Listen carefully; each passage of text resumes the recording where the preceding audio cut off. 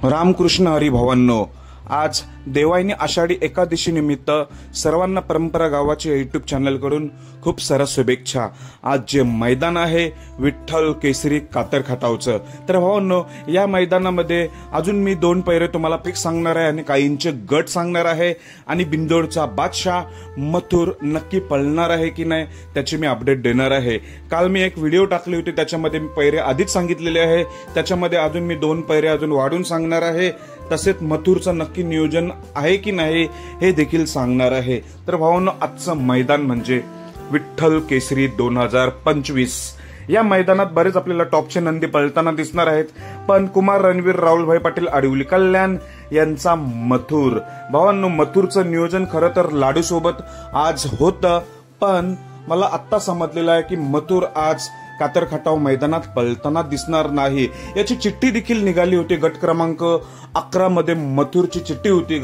जर मथुर असता तर गट क्रमांक 11 मध्ये दिसला असता, पण मथुर आज पळताना दिसणार नाही अशी माहिती आपल्याला मिळालेली आहे।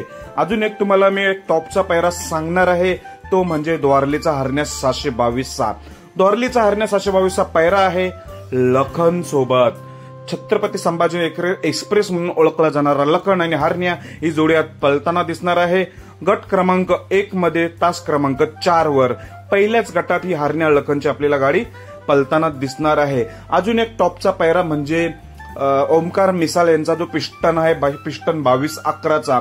तर पिस्टन 2211चा पैरा आहे पिस्तूल सोबत। पिस्तूल आणि पिस्टन 2211 ही जोडी देखील आपल्याला कातर खटाव मैदानात पळताना दिसणार आहे। गट क्रमांक 3 मध्ये तास 7 वर, गट क्रमांक 3 मध्ये तास 7 वर पिस्टन पिस्तूलची गाडी दिसणार आहे। आणि अजून मी तुम्हाला काल जे पैरे सांगितले ते पुन्हा एकदा रिपीट सांगतो।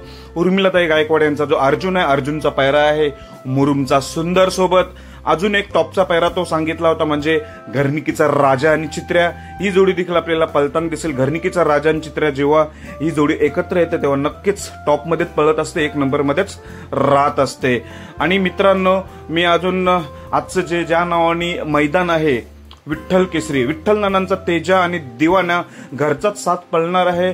तर त्यांची चिठ्ठी निघालेली आहे 17 मध्ये तास 1 वर, पण मला वाटत नाही या गटात पळतील, कारण कडेने तास आहे म्हणून इतर चिठ्ठी किंवा इतर नाव असू शकतो तेजा देवाना, पण 17 मध्ये तास 1 वर तेजा देवानाची चिठ्ठी निघालेली आहे। आणि मित्रांनो, चिमण्या आणि कळंबी शंभू ही जोडी देखील आपल्याला पळताना दिसेल। चिमण्या आणि कळंबी शंभूचा गट क्रमांक 23 मध्ये तास 7 वर, चिमण्या आणि कळंबी शंभू गट क्रमांक 23 मध्ये तास 7 वर ही गाडी पळताना दिसेल।